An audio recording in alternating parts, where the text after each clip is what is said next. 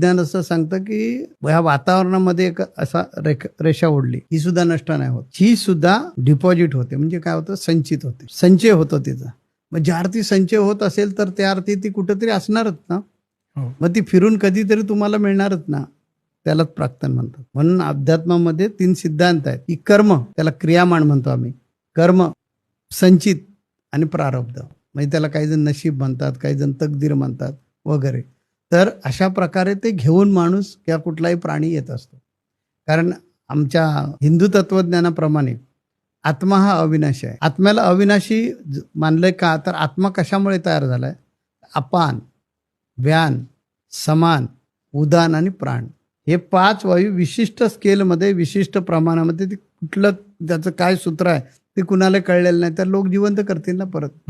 जसं H2O हे जसं सूत्र आहे म्हणजे पाणी आहे, तशा प्रकारे अपान, व्यान, समान, उदान आणि प्राण, ह्या 5 वायूंचं संयुग म्हणजे आत्मा आहे. आणि हे 5 वायू, ऊर्जा कधीच नष्ट होत नाही. विज्ञान सांगतं ऊर्जा रूपांतरित होते. म्हणून भगवद्गीतेमध्ये सांगितलं की अर्जुना, मी कधी नष्ट होत नाही, मी वेगळं रूप घेऊन येतो परत, पण मी येतो.